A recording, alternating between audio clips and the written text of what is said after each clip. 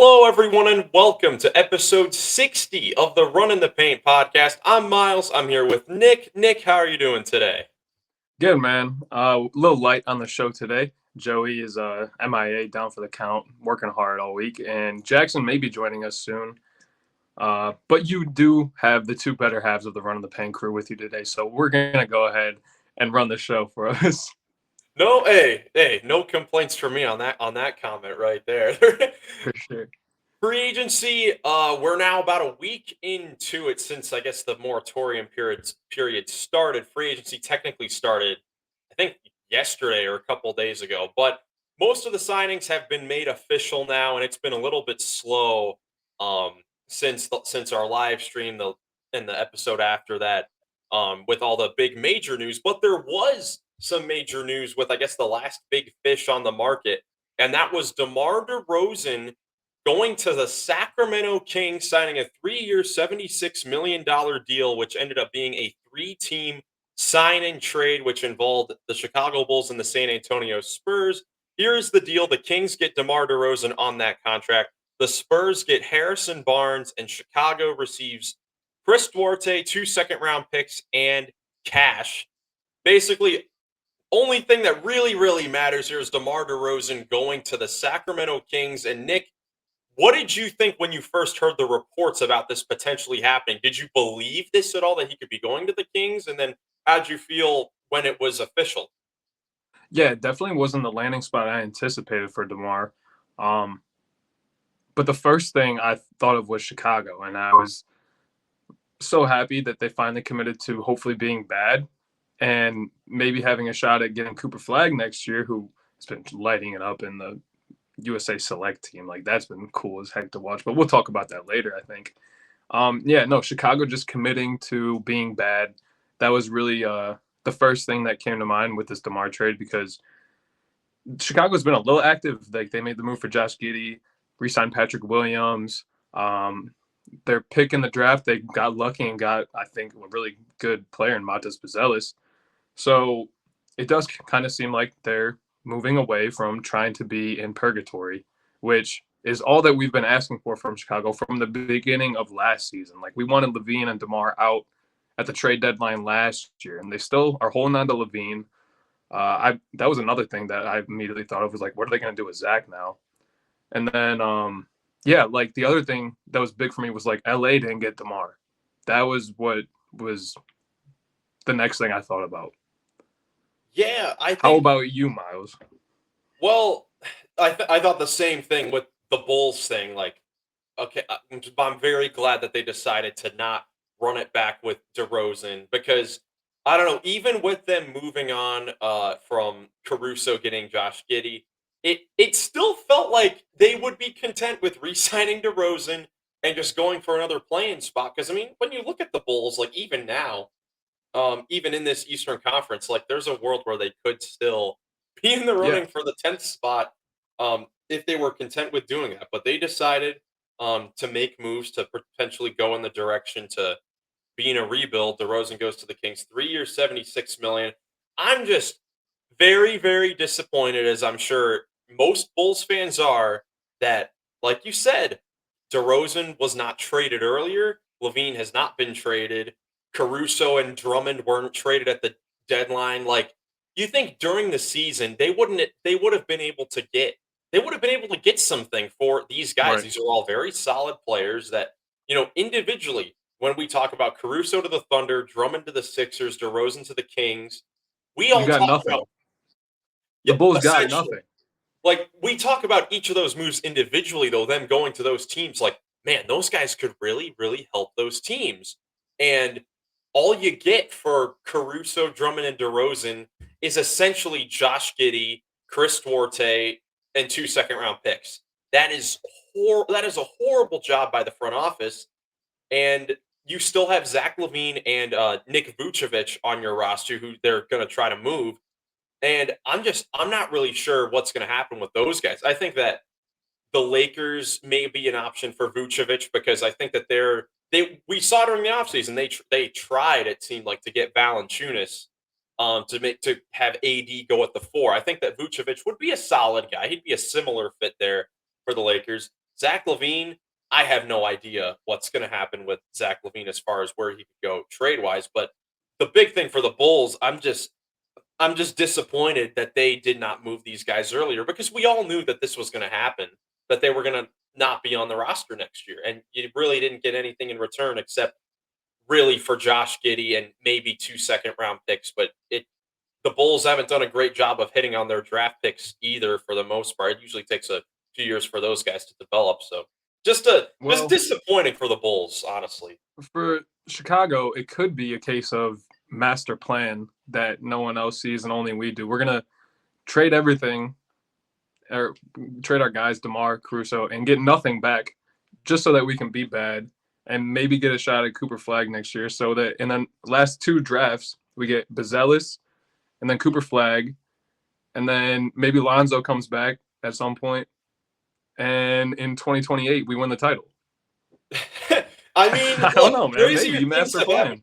I mean, that's kind of how you have to think if you're Bulls fans. But I think the counter on that is like, okay, you couldn't even get a first. Like they didn't Yeah. even get a first round pick for any of these guys except for Josh Giddey, who was acquired at his lowest value right now. Like it's Another just thing that crazy. while you were talking, I was like, they probably had higher value in the midseason last year at the beginning of their, like DeMar and Levine. They could have maybe had a better package put together for those guys.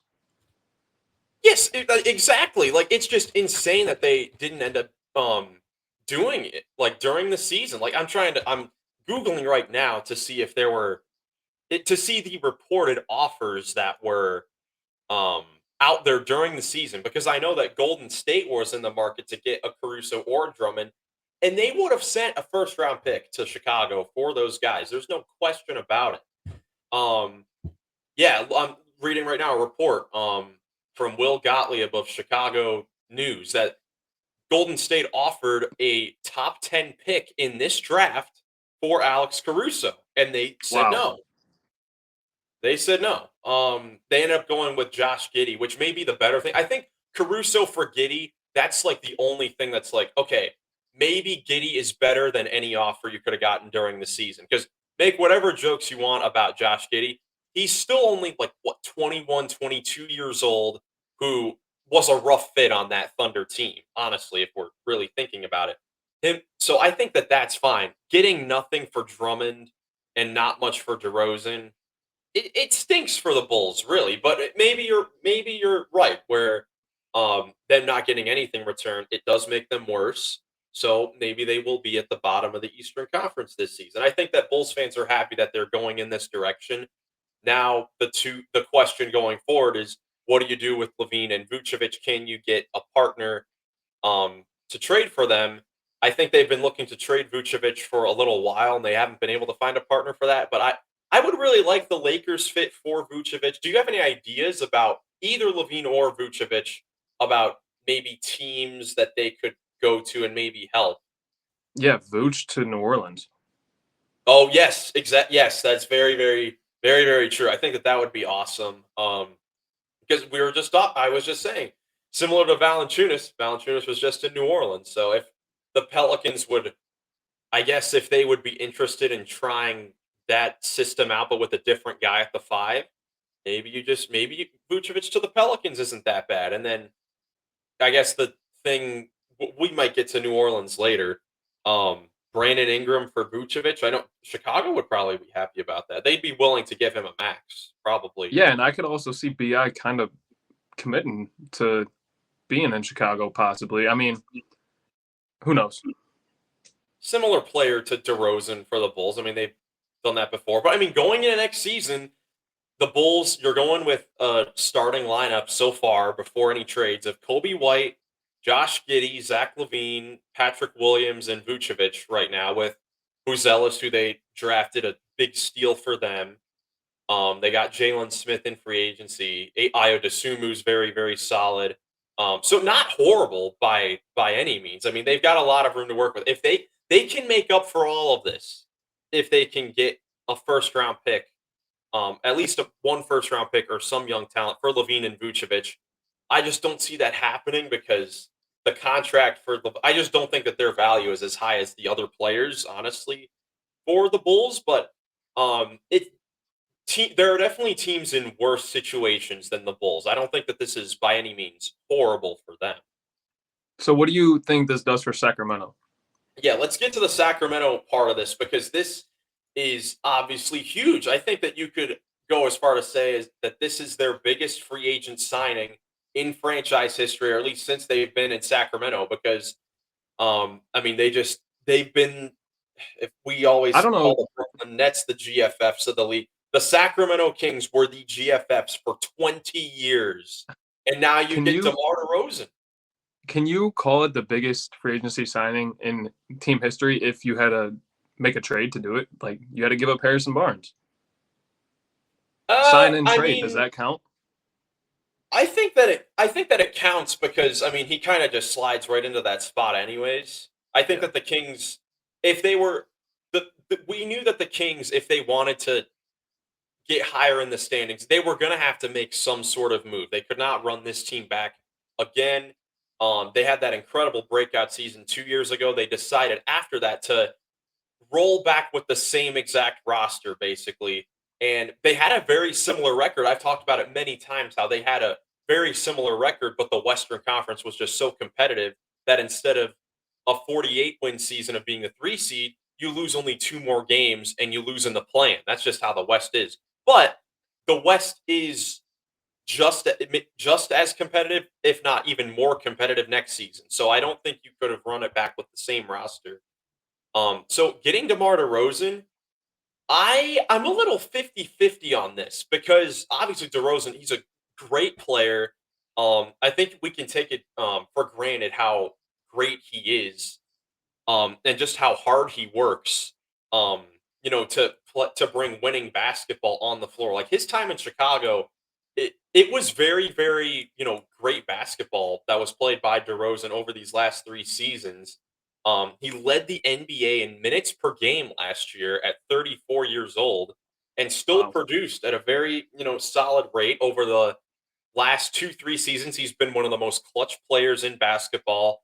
De'Aaron Fox won the Clutch Player of the Year last year. DeRozan would have won it the year before if the award existed. So you have two of the clutchest players in the league together with Sabonis.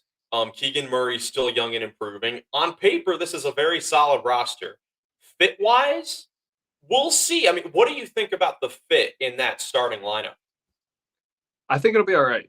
Um, yeah, I think they're like you said, very talented and maybe not right. Like it'll may take some time for them to really gel, but like I think people are underselling this transaction, this addition for the Kings a little bit. Like you said, you were 50-50 on the fit. I've heard guys talking about it raises the floor, but maybe not the ceiling. Bro, the Kings have been a really tough team for the last 2 years, and they just got like a top guy in the league. Like you said, he's really had a really efficient tenure in Chicago, and he's one of the best play. Like he's really one of the best players in the league. Like I don't know where he ranks like numbers wise, but I would say it's probably between like 25 and 45 or 25 and 35. I don't know, but I just think it's being undersold a little bit because of what I said. The Kings have been a really tough team, and they just had a huge addition that I could see them moving in the top four of the West. And that's not something that I really would have said before this trade, or even like if you said like DeMar is going to join the Kings, do you think it'll help them? I do now because the top of the West, you got Denver, Minnesota, OKC, and who am I missing? And probably Dallas. You put in Yeah, there after just Dallas. making the finals. And I Um, think this trade kind of moves them, maybe not in that tier with them, but definitely right on the outside. I definitely see what you mean about this being an underrated pickup because not many people are really talking about this. I mean, DeMar DeRozan, he's a great player. Like, I think maybe because in free agency the names at the top of the market were LeBron James, Paul George, these big Yeah. names. We kind of just undersold that DeMar DeRozan was just kind of left out there for a team to kind of pick up. And you see in these highlights, he had a crazy good season for the Chicago Bulls. And you're right. I mean, this obviously, I think this does make them better. Um, I guess my question with the fit is kind of this Kings team. was very, very good offensively. Already they were one of the best offensive teams with Harrison Barnes being in there as kind of a spot up shooter, can kind of work in handoff situations, but didn't really have the ball in his hands a whole lot. DeMar DeRozan, if we haven't really seen him work out as a spot up guy. He's never been a big 3-point shooter. He's obviously one of the best mid range players in the game. But I guess that's where my question kind of goes in this. Like, how will Mike Brown use him in this offense? Like, he can't use him as a spot up guy and expect it to work out. I don't think that'll work out. They're going to have to try to integrate him into this offense, and it's going to be a little bit different. But I think that they'll be better. We'll see if this can put them back into the top three in the West like they were a couple seasons ago. But this helps them even more in clutch situations. I mean, like I said, they've got two of the most clutch players in basketball. I really like it. As Nick, his phone must have died there, or whatever. But DeRozan to Sacramento, I think it's very fine. There he is. He's coming back on. I don't know what happened. But yeah, DeMar DeRozan to the Kings. So I like the starting lineup. So far, it's looking. It'll probably look something like De'Aaron Fox at the 1. They have a lot of different options at the 2. Of course, re-signing Malik Monk, Kevin Herter, but they were starting Keon Ellis at the end of the season. He's in summer league right now, but he's a guy that they liked starting. You get DeRozan there at the 3, Keegan Murray and Sabonis there at the 4 and 5. Solid bench. Yeah, With dude. Malik Monk, they drafted Devin Carter, who just suffered an Yep. injury. So we'll see if he can be back for the start of the season. Trey Lyles is solid. They've got a solid team that you can kind of talk yourself into, and I'm happy to hear that you like this move for them because I know you're someone who was pretty critical of the Kings last season.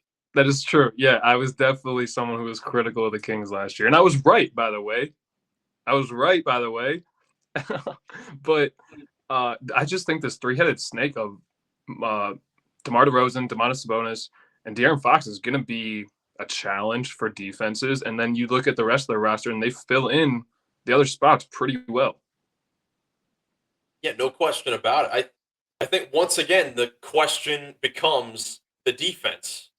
Yeah. Can this team be successful as a not very great defensive team? They actually improved a lot over the last 2 years. Their breakout season, they were incredible offensively, but I think it's pretty underrated. They were the 3rd seed that year, and they had the 5th worst defense in the league. And they improved that all the way to be their 14th best defense in the league this season, which is a huge jump. I mean, being average is better than being bottom 5. No, but their offense Definitely. shrunk down to 13th best offense with really the same roster. I think teams started to figure it out a little bit more. But again, this adds a new dynamic. It gives the Kings a new option there to go to offensively. Because now in the clutch, it can be either Fox or DeRozan. And in previous years, that wasn't really the case. It was really just De'Aaron Fox and Malik Monk if he had it going. Mhm. Now you have a lot of options that you can go to offensively. Definitely. Yeah, I like it. Again, I just worry the defense is something that we'll soon see what they how they can look defensively. I think that the Kings could have more moves on the way because I like this. I like I said before, I like this move to get DeMar DeRozan, but I think that in order for them to really improve, they got to get some defensive players in there because there's really not a whole lot of that on this team when you look at it. Like when you look at these guys, you really don't look at all these guys as being defensive minded players. Besides, I guess Keon Ellis, and they got Jalen McDaniels from the Raptors by shipping out Davion Mitchell. I don't know personally a lot about Devin Carter. Does he kind of fit into that mold? No, he was Providence's number 1 option last year. He had the ball in his hands majority of the time. Not a guy who jumps off the page on the other end. Okay, so we'll see if the Kings decide to make another move, but just flat, if they just made this move, just huge applause to the Kings because this is huge. I mean, for this to be a big free agent signing for them and have a guy of biggest free agent signing in team history. Yes, for a guy of his caliber and resume to want to go to your team, I mean it's huge. It's obviously huge. And look, the Spurs getting in here and just getting Harrison Barnes to just kind of facilitate this trade, it's pretty nice too. I mean, they're having a very, very nice offseason here with their draft, getting Chris Paul and then just slipping in here and getting Harrison Barnes. I don't know if these moves will propel them into play-in territory, but very, very solid. Where they really they could have like not done anything. They could have decided not to really do anything besides get a veteran guy like Chris Paul, but they, did a solid job drafting and they get Harrison Barnes in here to kind of be a veteran on that team. I know the Spurs, I know I said they'd win 50 games last year, but this year they actually will. Oh my gosh, we have another 50 win I'm going to keep prediction. saying it until it happens. And then Well, I'm going to say I was right when it does. Well, it will happen eventually. We'll see if it happens this year. But yeah, Harrison Barnes, solid guy, another kind of a forgotten guy around the league. So I think that'll be good Experienced. for what? Very experienced. Him and Chris Paul both. Yeah, very experienced. I mean, Harrison Barnes, he's gone from the highest of highs, winning an NBA champ, to the lowest of lows, including being traded during a game.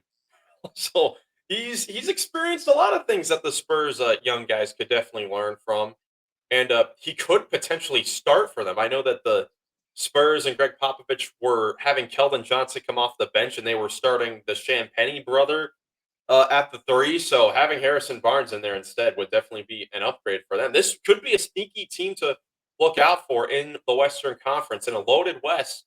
We'll see what they can do going forward next season. Some other signings: we have an extension. We have Franz Wagner signing a 5-year max extension with the Orlando Magic.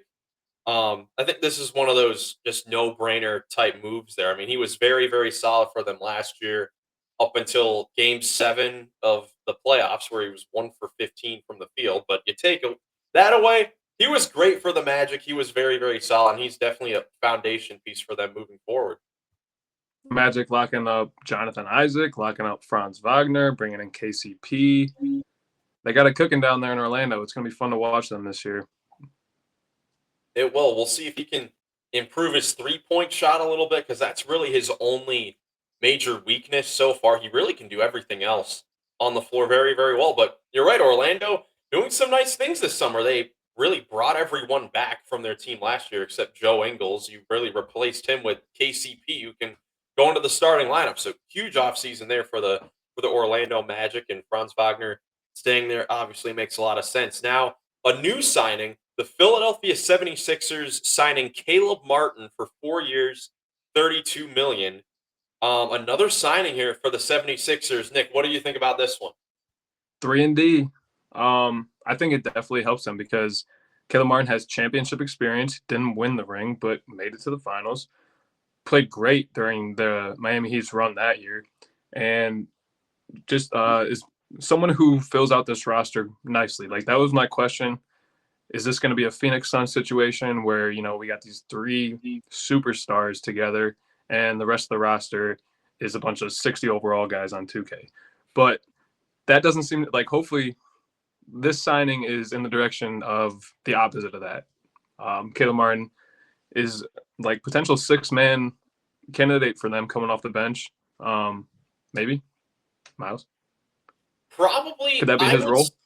I would say that he fits into the starting 4 probably perfectly, because right. I mean, that was my thing with the Sixers. Talking about all their moves, great moves.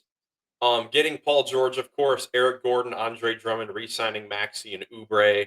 But they, on this roster, they had no one that could consistently play the power forward, and Caleb Martin did in the playoffs for Miami in their finals run the last couple seasons.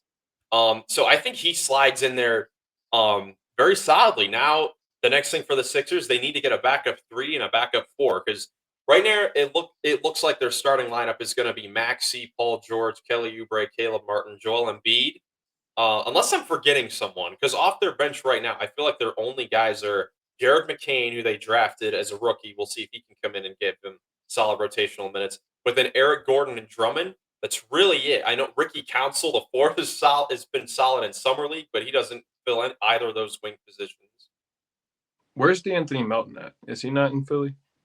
he signed with the Golden State Warriors, actually. I don't know if we talked about that, but he, as part of the very first ever 6-team trade in NBA history, he goes to the Warriors. Same thing with Buddy Hield. He went to the Warriors. So they're missing the 3 and the 4 right now. So that's really all they need to do to kind of fill out this roster.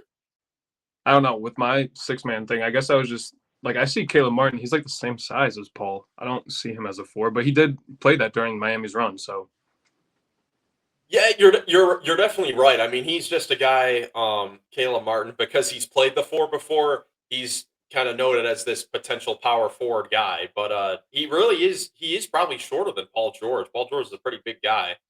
So they could just run out and play a positionless kind of style with Maxi at the 1 and Beat at the 5, and just 3 wings who can kind of do it all. I know that they would yeah, prefer to have a bruiser like Caleb Martin there to play that 4 position, because he's probably the most PJ Tucker-esque player you could get as far as a small power forward there. So I think that it works out well in that lineup. I just think that they need to get backup guys, because if any of those guys go down, in the 3-4 position, they really don't have guys to fill that. Same thing with the point guard as well. Like, Kyle Lowry is still out there in free agency. We don't know if he's going to come back to Philly, or what they decide to do. But right now, that's besides true. like if Embiid goes down, Drummond is your backup. Cool. They don't really have that luxury with any of their other positions right now. Yeah, that's a very good point. And back to like the thing that I was saying, how are they going to fill out the rest of this roster? Caleb, if you're listening, please forgive my co-host for comparing you to PJ Tucker. Prime PJ Tucker, prime PJ Tucker, former Oh, 76. okay, okay. Don't worry, I no disrespect to Caleb Martin or PJ Tucker at this point, but PJ, No, you are pretty old at this point. All right. I guess the biggest thing I'm surprised with this Caleb Martin thing is 4 years, 32 million. That doesn't seem like a whole lot in no, this that's day and age solid. that the Heat couldn't keep him around. I'm kind of surprised about that.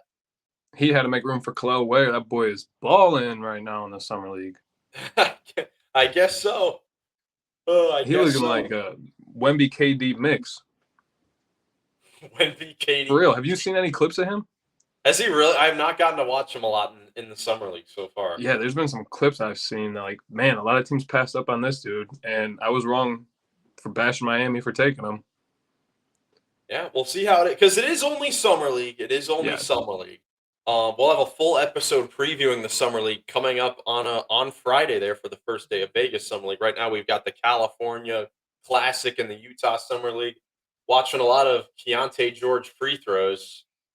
a lot of In GG Jackson personal fouls. Yes, a lot of GG Jackson personal fouls. Yeah, as we're recording, the Grizzlies and Jazz are finishing up a game, and the Grizzlies have committed 33 fouls. The Jazz 27. There have been 60 combined fouls. Still a minute to go in a 4-point game. Old school Uh, basketball.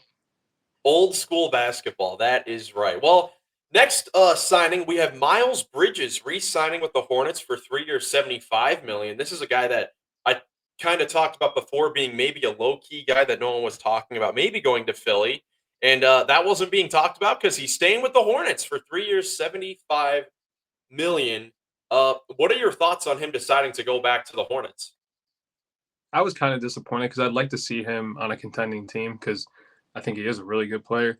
But the Hornets could be in that play-in contention this year, so maybe I'll have that wish come true. Or anyways, I know the other spots that we talked about were Detroit. That would have been interesting. His hometown, whatever.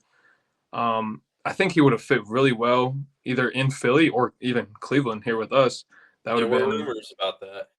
that would have been a nice addition for the Cavs for sure. And the main reason I'm a bit disappointed. But I hope that he has success in Charlotte this year because I think Charlotte's going to be a lot of fun to watch as well. Yeah, like low key, like when you look at their offseason and their roster now, like they look pretty good. They could maybe go into that plan like you're talking about. Like looking at their roster, you have the foundation of LaMelo Ball, Brandon Miller, of course, Mark Williams, who didn't really play a whole lot last year, Miles Bridges back at the 4. they slid into the Klay Thompson trade and got Josh Green from the Mavericks. He can slide in, provide some defense and athleticism at the shooting guard position. They drafted Salon at the 4, which I know you really liked after seeing some highlights of him. Yes. They slid in and got Reggie Jackson from the Nuggets, along with a couple second-round picks. Nick Richards is a solid backup. Trey Mann was solid for them last year after he got traded there. Grant Williams is still there as well. This is a solid, deep team. Honestly, when you Yeah. look at it, this could be a team that could be very, very fun to watch. I've been a huge fan of their coaching hire, Charles Lee. He's a new voice in that Hornets locker room, which was very, very needed. And I like this Hornets team. They're going to be a sleeper team for sure heading into next year.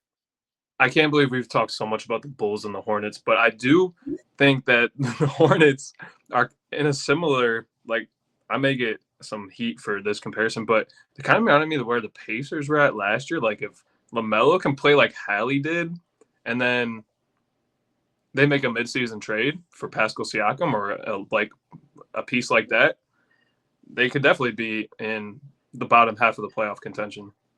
This team has the potential to be one of Indiana the best. was a 6 seed, right? Yes, Indiana was a 6 seed. They got in the right side of the bracket and they made a conference finals run because they hit the right side of the bracket. This Hornets team is definitely a sleeper team going forward. I mean, we've seen them make the play-in game before, having just incredible offenses under James Borrego. I think that this team, their big key is that they've needed to get better defensively, and they've got potential now with Josh Green and Brandon Miller in there at the 2 and the 3. Mark Williams, it's hard on these young guys when they enter in the league and are on bad teams immediately. Like Mark Williams, we just haven't seen enough from him, and he's also been on the Hornets. We don't really know if he's a very good defender yet. We know he's a great rebounder, but defensively, we don't know how he could be yet because this Hornets team hasn't really cared about defense that much. We just saw last year PJ Washington be on this team, it not really meaning much, then go to the Dallas Mavericks who are winning, and he's a solid defender immediately Prime on that example. team. Yeah. So prime example. you never know. You never know what could happen with this Hornets team. They've had a very, very solid offseason. Now moving on, another team at the bottom of the East that made a couple more moves, the Detroit Pistons signed Malik Beasley for 1 year, $6 million, and they re-signed Simone Fontecchio for 2 years, $16 million. The Pistons, another team that have low-key had a very solid offseason with the drafting of Ron Holland, signing Tobias Harris to be that veteran 4, getting Malik Beasley for nothing. I'm kind of surprised by this. He was a very good shooter for the Bucks last year. Goes to the Pistons for nothing. And then Fontecchio, they acquired him last season. He averaged like 15 points per game with them to finish the season. You re-sign him for cheap. JB Bickerstaff, a good coaching hire for them. Another team that, who knows, maybe they could make a jump into the play-in running. I think that they still have another level to get to before the play-in to try to learn a little bit more. But another solid offseason for an East lottery team. Yeah, I'm down on the Pistons. I had a lot of faith in them last year, and they ripped they didn't show up. So yeah, I won't believe it until I see it. Especially Very, with freaking JB Bickerstaff at nowhere there. I mean, talk about not playing defense. I think JB might be playing defense harder than anyone else on the roster from the bench. who knows? He could bring that defensive intensity to that team. I mean, we saw him with the Cavs. I mean, this Cavs team is a great defensive team now, and obviously the personnel has a lot to do with that. But this team, the Cavs, went from being bottom 3 most seasons to immediately jumping up into the top 5. They were the number 1 defense. I guess now 2 seasons ago, the first year with Donovan Mitchell, they were the number 1 defense. Maybe we could see a similar thing happen with this Pistons, with the Pistons heading into this season. They've added some. I think we will see that because I think JB is a really good defensive coach, but Malik Beasley ain't playing no defense. Simone Fontecchio isn't playing defense. But they didn't have any 3-point shooting either. They had 0 3-point shooting. That's true. So now they have a kind of mix of that in there. So we'll see how the Pistons can perform next season. And then final, I guess we have 2 signings. First, we'll talk about Daniel Tice to the Pelicans, a low-key thing that I didn't even see get reported until the pre-pod lobby. But This is solid for the Pelicans. I mean, not a crazy name, but I guess the main thing we were talking about is he's kind of like Valanciunas, but a little bit Don't worse say at it. everything. A Except little bit worse at playmaking, everything. Miles. Except playmaking. Yeah, except playmaking. But I think that it's solid. Another big bruiser who can stretch the floor a little bit. We'll see if the Pelicans don't Bring make in a Vooch. move for a Bring center in for Vooch. Vucevic. If they don't, then Daniel Tice is going to be asked to play a lot of minutes. So we'll see how that works out for the Pelicans. I guess we haven't really talked about the Pelicans as far as their thing with Brandon Ingram. Of course, they traded for DeJounte Murray. Um, Still don't know what's going to happen with Brandon Ingram. My big thing with the Pelicans is that it kind of feels like they are so centered in on trying to get Jared Allen from the Cavs. But if the Cavs look like they're pretty content with running it back with their core four players. So if that's the case, the Pelicans, do they have a backup option? You say it's probably Vucevic, Robert probably Williams is the correct. other guy I threw out there. Robert Williams, yes, Robert Williams. That was another guy. Yeah. That's definitely who I would be targeting. Because I mean, Robert Williams is a prime guy who the Pelicans could probably use and who the Blazers would probably be okay with giving up after drafting Donovan Clingan. DeAndre Ayton's already there. Like, they have way too many bigs there. They can't go into this season with all those guys there. It's going to come down to what is the price of Brandon Ingram and how for sure are you that he's going to re-sign with you? Because like you said, it doesn't make sense unless you get him to put pen to paper on that extension. And then there's a whole nother situation with, is Brandon Ingram a max player? So maybe what we see end up happening here is they hold on to him for the beginning of the season. They say, hey, Brandon, go prove you're a max player, and then we'll trade you wherever you want because your value might be a little bit higher, and then we can bring in a center, and then they can re-sign you because you proved that you're a max player. Yeah, because if you're the Pelicans too, like, I would see from their standpoint, like, going from targeting Jared Allen to Vucevic and Robert Williams, that's a pretty significant drop off. Better than Um, Tice. Way better than Tice, though. That's a perfect counterpoint to that. Like, Robert Williams is a guy that, while he's a great defender, he's definitely had problems over his career with being able to stay on the court because of injuries. Even in the Celtics finals run in 2022, he was on minute restrictions in the finals because he was having a hard time staying on the court. So, um, I hold this question to you: do you think that Brandon Ingram is a max player? Ooh, I This really is a like tricky BI. one. I really like BI. I don't know, man. Not after, like, he was before last year. I don't know if he still is. That's a fair point. I would probably go the same thing with you. I mean, Ingram, like, I think You got his everyone basketball is. reference up? I do have basketball reference up. How bad was it last year? It was not that bad. Like, this was his worst season in New Orleans, and it was still 21 points, 5 boards, 6 assists, 49% shooting. Which is really, really good. I think that people are down on him because of his playoffs, where he really disappeared. 14 Torture points, chamber. 34% shooting. He was put in the torture chamber, so he really couldn't do much. But I mean, he with Zion out, he really there weren't many other options that the Pelicans could really go to. I mean, you're going up against one of the best defensive teams in the league. There aren't many other guys, like, even Luca was struggling against uh Lou Dort. Yeah, So it's like, why yeah, are we holding Brandon Ingram to, like, oh my gosh, now he's such a garbage player, he's washed, when true. Luca was struggling with him? Like, that's ridiculous.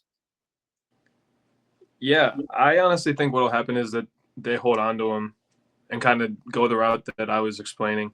But it's like, the thing is, and I don't have enough knowledge or info to really talk about this, but I'm going to anyways. The whole, like, cap, second apron, all these new rules, like, that's why Brandon Ingram is no longer like, it doesn't have it has to do with his play just as much as it has to do with these new rules. Consider, or when you're talking about the fact that Brandon Ingram was a max player maybe a year ago, and maybe, like, the question is a little bit more murky now. It has just as much to do with his encore stuff as it does with all these new rules, and that's kind of sad, but it's just the reality of it. Very, very, very true. I mean, it is kind of sad to think about it in that sense. I think some other things with Ingram, if him having this lower statistical year, which still, I mean, 21, 5 and 6 is a great season.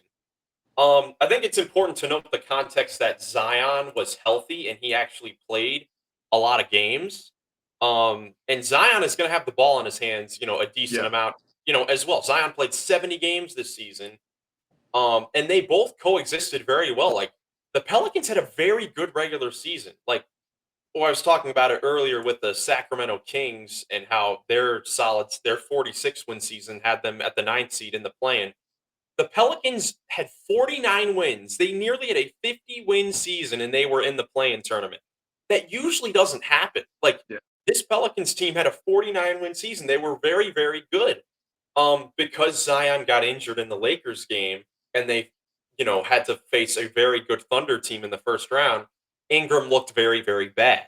But that should not take away how incredible he's been through the last few years for his Pelicans career. Like in the 2022-23 season, he was a 25-point scorer, giving you 6 assists, 5 rebounds. Like, I don't know if people That's a max understand. player.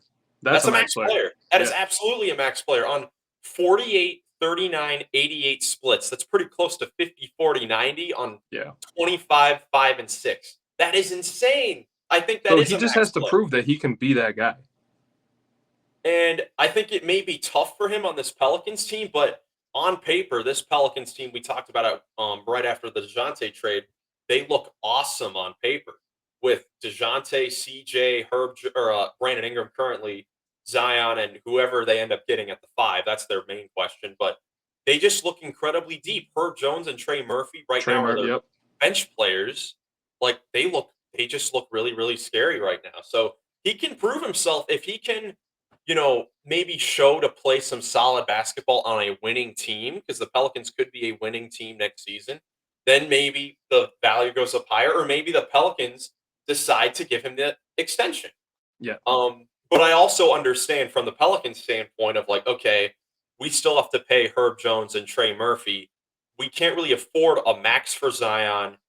I think DeJounte is on a max as well, and Ingram on a max, to be your third guy at that point. I don't know if they could be able to do that. So they may either way be forced to trade him or forced to trade Herb Jones or Trey Murphy. And I think they would rather trade Ingram than Yeah. Herb Jones and Trey Murphy. Yeah. So very, very interesting conversation there about the Pelicans. I guess final big topic. Well, maybe not even big, but a minor calf strain for Kevin Durant, who's currently a Team USA, currently having their training camp. So he'll be out for a little bit. But I guess this really gives us some time to talk about Team USA. What are your thoughts on, I guess, the whole on Team USA and I guess the whole landscape of the Olympic basketball? All these teams starting to work out and get prepared for Paris. It's very exciting. Everyone's talking about how this team should beat everyone by 40, and they should. Like, this is up there with like the Dream Team. This team's definitely better than the '08 Redeem team.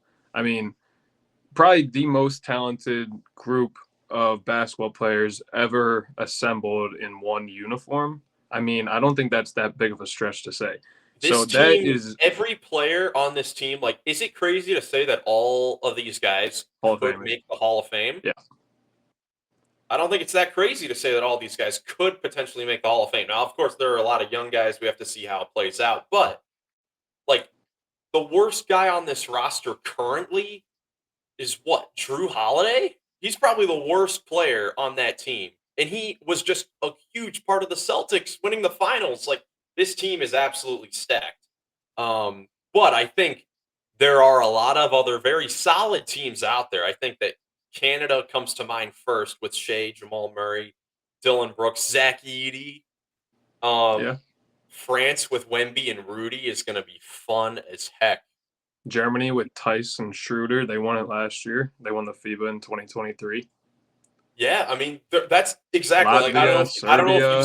I don't know if you saw the tweet, like, C plus NBA players playing for their country, maybe the most scariest thing out there. And it's true. Like, I don't know any player who willingly wants to see Patty Mills in a Boomers jersey. Facts. Like, He's automatically like a 25-point per game Or scorer. Jose Calderon playing for Spain. Yes, Jose Calderon playing in Spain. It should be a lot of fun though to watch all these countries play against each other. I think USA then learning how to play as a team is going to be a lot of fun. They've got all the guys to do it. I think that they will all come together to get this gold medal, but I hope that the games are close though, because that's the thing. Like I don't want to see a whole bunch of 50-point Yeah. games. But We want to see these guys compete. yeah, but we could see 50-point deficits as well. Like that's definitely a possibility. I guess It'll final be thing fun. before we get out of here, I guess the top remaining free agents out there that we could potentially get see move to different teams at this point. So far, guys who do not have contracts: Gary Trent Jr. from the Raptors, Sadiq Bey from the Atlanta Hawks. He's an interesting name out there coming off of his injury. We'll see if he ever ends up getting a deal. Tyus Jones still being on the board. Very surprising to me that he is still out there. I think that there are a lot of teams that he could help. We saw him with Memphis be a great backup point guard. So I'm just surprised that he's still out there as a free agent. Yeah, these sound like, I don't mean to put a bad comparison, but these are like Max Strus-esque kind of signings that the Cavs did last year. Yeah, pretty much. I mean, these are like connector guys, like Yeah. final puzzle piece players. At least these top guys. Other guys, Lonnie Walker, who had a solid year for the Brooklyn Nets, he's still out there. Gordon Hayward, who a lot of people are probably down on because the Thunder thing didn't work out, and this might end up being completely wrong, but I just think Gordon Hayward was in a bad situation where his play style, like the Thunder are loaded with secondary pick and roll players. They didn't need Gordon Hayward. They really didn't. I think that if he went to a team, if he went to the Cavs, I think that'd be awesome for the Cavs because they need secondary playmaking. But there are a lot of other teams out there that could use what he brings to the table. So I think that he's still a top name out there. Kyle Lowry, I mentioned before. Mm-hmm. Markelle Fultz from the Magic has been solid. Patrick Beverly, Jetty Osman. I know Joey despises the heck out of him, but Jetty is still a solid guy out there. Restricted guys like Paul Reed, Isaac Okoro, Precious Achua from the Knicks is still out there. So still all guys that could make a difference around the league as free agents. What does restricted mean? So restricted free agents, basically it means when you're up. So like Isaac Okoro currently, he just finished his rookie contract. So basically, he's out there on the free agent market, and a team like the Pistons, I know that's been a common rumor out there, the Pistons could offer him a contract. The Cavs could match that contract and bring him back. Or eventually, when the free agency period is over, the Cavs can just extend him the qualifying offer, which is probably like $9 to $10 million, bring him back for 1 year, and then next year he's an unrestricted free agent. So restricted means that you can match, and bird rights means that you can give more. Yes, Okay. that's basically what that means. And restricted only occurs on your first rookie contract when you're drafted. So all these rookies coming into the league, their contracts, unless you're Bronny James, who just gets the third year automatically, you get 2 years guaranteed. The next 2 years are team options, and if those team options get declined, you are a restricted free agent. I believe that is how it works. So how do you get a player's bird rights then? A player's bird rights, I believe you have to be a part of that team For a Um, while. yeah, for a while or something like that. I'll look up the rules right now. But basically, like, um, let's see, a bird. Everything to know about 2024 NBA free agency. Shout out to NBA.com. Looking at bird rights. Why are bird rights? I think it is the actual like Larry Bird. It's like a franchise rule. tag. Yeah, it basically is it is a franchise tag. A team may re-sign its own free agent to a contract with a first-year salary of up to the maximum player salary if he played for the team for some or all of each of the prior 3 consecutive seasons, or if he changed teams, he did so by trade or by assignment. Okay. So other teams can't offer you the max, only the team you've been on for 3 years. Yes. Okay, cool. Yes, that's exactly how it works. And then the supermax is a whole other thing where you have to get a certain I think a certain accolade. I think you have to get all NBA or a certain number of All-Star nods or like defensive player of the year, an award Yeah. to get that nod. Um, but yeah, it is definitely difficult to kind of understand. There are a lot of different exceptions, which is why being a GM is very, very difficult. And this whole second apron thing doesn't make things any easier. Like I barely understand half of it, the second apron, We but are that's here why to it's help. The Run of the that's Paint crew is here to help you understand bird rights and restrictions and second aprons, and we will be bringing you that all throughout the season. absolutely. Well, Nick, you got anything else before we get out of here? Cooper Flag, looking good in Team Select. Should be Yeah, interesting to see him in the league next year. yeah. 2 We'll years. see if I know we were talking in the pre-pod live, or I guess I was, about how like a team like the Utah Jazz, who are kind of they're already loaded with summer league talent. Like everyone who's playing in the summer league is on their actual roster. But a lot of rumors that Lowry Markkinen may be on the move. They they may look to deal him quickly if Cooper Flag keeps looking this great. I mean, the tanking season may come very quick if Cooper Flag continues to play like this in USA Select. Like, if this is how he's performing, then I 100% believe all the stories about LeBron when he was 16 years old going up against MJ in those scrimmages. That's all I got to say about that. All right, I think that's a good one to leave on. Well, thank you guys so much for watching. We will be back on Friday to preview the 2024 Las Vegas Summer League. We'll get to see all these prospects for the first time. And one of my favorite parts is always seeing these second year guys who have a year of experience in the league and just come in and just they look like pros. They look Yep. like pros. And I'm excited to see all those guys come in and all the unexpected names. Like I just remembered of that one guy for the Magic, that Yanni player wore like the number 76. I'm trying to remember this player now. Goga Orlando Padazde.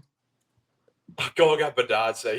He did resign with the Magic. Who is this player? Yes, wore the number 62. I knew it was some random number. They do be wearing crazy numbers. Yeah, they really don't have much other option. Who is this player? I can't end this episode without naming the player. I know people in the. That's right, Giannis Tima or Tima. I'm glad we got that in. Had to get that in. We'll get a picture up of him. I know you'll know exactly who I'm talking about when I show you his picture. But anyways, thank you guys so much for watching. If you enjoyed, leave a like, subscribe for more NBA offseason and summer league content. Hope you guys have a great rest of your day, and we will catch you in the next one. Peace, peace, peace.